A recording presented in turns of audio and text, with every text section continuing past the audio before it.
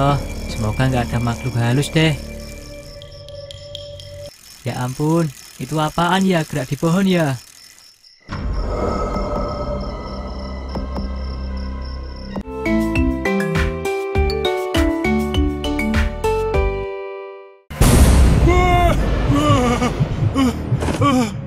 Le, Astagfirullah.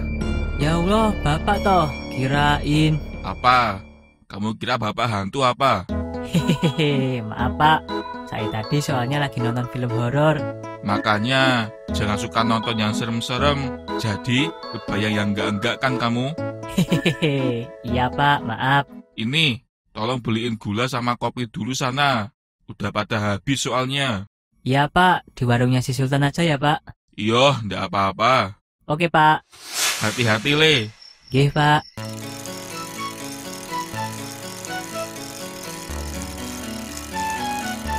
Duh, kenapa sepi amat sih suasananya? Aku jadi takut ini. Ya Allah, semoga nggak ada makhluk halus deh. Ya ampun, itu apaan ya gerak di pohon ya?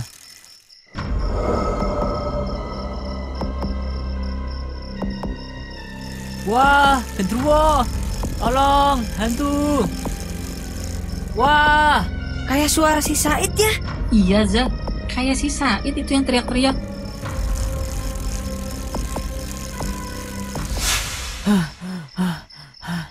Kamu kenapa, Id?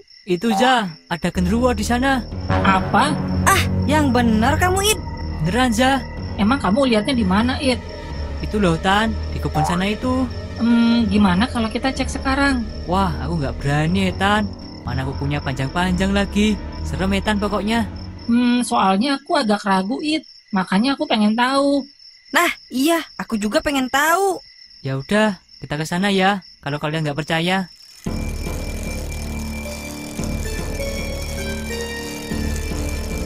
Aku tadi lihatnya di situ Tan.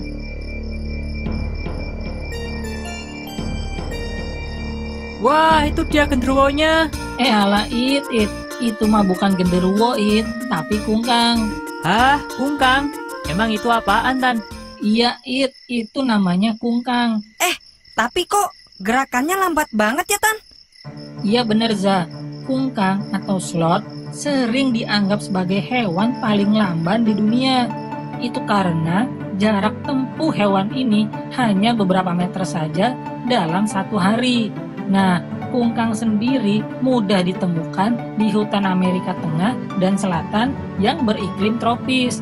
Kungkang ada yang memiliki 2 jari dan ada juga yang memiliki 3 jari. Tapi kenapa bisa lambat banget ya, Tan, geraknya? Itu karena proses pencernaan di dalam tubuh kungkang sangat lama, sehingga mereka bergerak lamban agar dapat menghemat energi. Sebagian besar hidup kungkang dihabiskan di atas pohon, dan waktu istirahat mereka bisa mencapai 20 jam loh. Tidak hanya tidur, mereka juga melahirkan di atas pohon. Kungkang hanya turun dari pohon untuk buang air besar sekitar seminggu sekali. Nah, karena geraknya yang lamban, kungkang juga bisa selamat dari predator utama di habitatnya, yakni elang. Karena gerakan kungkang yang sangat lamban, maka elang sering mengira mereka sebagai benda mati. Jadi itu dia yang namanya kungkang, bukannya genderuwo. Bikin panik aja tau nggak? Hehehe, maaf deh Tan, habisnya aku nggak tahu. Halah, bilang aja kamu tadi nonton film horor kan? Hehehe, kok tahu Za? Tuh, kan benar.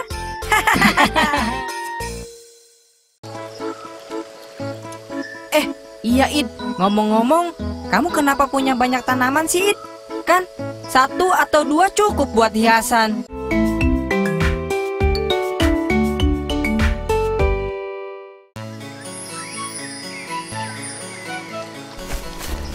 Iya.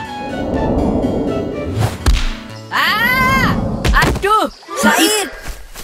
Kamu nggak apa-apa toh, It? Nggak apa-apa kok, Mal. Untung bolanya cuma pelan. Dah, sekarang giliranku jaga ya. Kan tadi aku cuma minum doang. Oke, Id. Iya.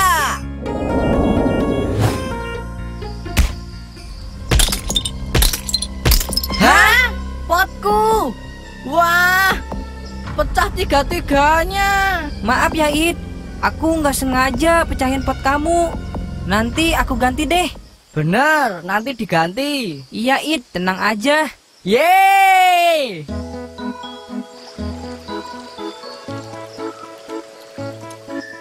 Iya, It. Ngomong-ngomong, kamu kenapa punya banyak tanaman sih, It? Kan 1 atau 2 cukup buat hiasan. Kalau banyak repot. Tiap hari harus disiram. Hehehe. Keluarga aku emang suka tanaman, Iza. It. Tapi kenapa pohon itu ditebang ya? Kan bagus. Ada tempat untuk berteduh. Oh, itu, Za. Sekarang kan musim hujan.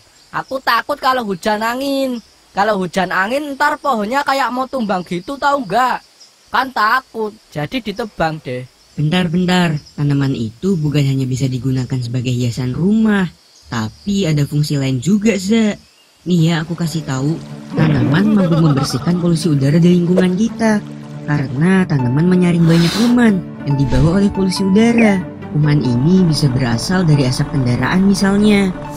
Selain itu, tanaman atau pohon juga bisa berguna menyejukkan rumah. Tanaman menyaring karbon dioksida dan diganti jadi oksigen. Itulah mengapa rumah-rumah menjadi nggak panas dan jadi nyaman. Tanaman juga bisa mencegah kekeringan saat musim kemarau loh, karena akar tanaman mampu menyerap air yang ada di dalam tanah. Nih buat kamu Za yang mau berhemat, tanaman juga mampu menjadi sumber makanan loh, seperti kangkung, bayam. Jadi kita nggak usah perlu repot-repot beli di pasar. Tanaman juga mampu mengurangi pemanasan global. Pemanasan global disebabkan karena banyaknya gas berbahaya seperti karbon dioksida yang menimbulkan udara semakin panas. Sehingga kita perlu menanami tanaman supaya udara kembali segar dan sejuk. Wah, ternyata tanaman banyak manfaatnya ya, Mal. Iya, tapi Mal, kamu tahu dari mana manfaat tanaman tadi? Ya dari buku Za. Tapi aku juga suka bercocok tanam sih. Jadi aku juga tahu manfaatnya. Sama, Mal. Aku juga suka. Hehehe. Wah. Kok jadi pada suka sama tanaman sih? Kalau gitu aku juga suka tanaman ah. Hehehe. Mau Za. Kenapa sih kupu-kupu itu suka deketin bunga? Oh, itu karena... Bentar-bentar.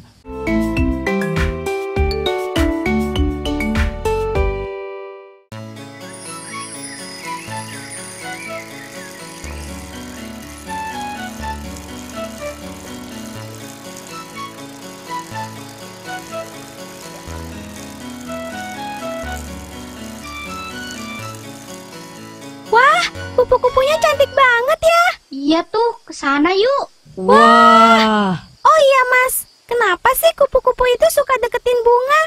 Oh, itu karena... bentar-bentar. Mas Jamal berubah dulu ya, Dek.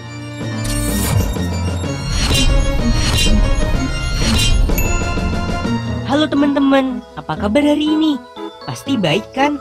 Oh iya, kali ini aku akan menjelaskan tentang hubungan kupu-kupu dan bunga. Pasti selama ini kalian sering bertanya-tanya kan, kenapa kupu-kupu suka deketin bunga? Lalu emang di bunga ada apa sih sampai kupu-kupu mau deketin dia? Yaudah yuk, kita cari tahu aja dan belajar bersama-sama. Let's go! Bunga dan kupu-kupu adalah makhluk hidup yang memiliki hubungan simbiosis mutualisme. Simbiosis mutualisme artinya adalah hubungan antara dua organisme dengan jenis yang berbeda namun saling menguntungkan. Oke, ayo kita coba kenalin tentang bunga terlebih dahulu. Bunga adalah bagian dari tumbuhan yang berguna sebagai alat untuk perkembangbiakan tumbuhan yang berupa benang sari dan putik. Bunga juga punya nektar atau sari bunga yang rasanya begitu manis sehingga jadi daya tarik perhatian organisme lain di sekitarnya. Dan nektar inilah yang akan menjadi makanan dari kupu-kupu. Kupu-kupu menjadikan nektar sebagai makanannya sehingga kupu-kupu akan hinggap lalu meminum nektar tersebut. Nah, pada saat kupu-kupu ada di kelopak bunga nih, secara nggak langsung benang sari yang diinjak kupu-kupu juga akan ikut terangkat dan masuk ke putik sehingga terjadilah pembuahan. Jadi begitulah hubungan yang saling menguntungkan antara kupu-kupu dan bunga.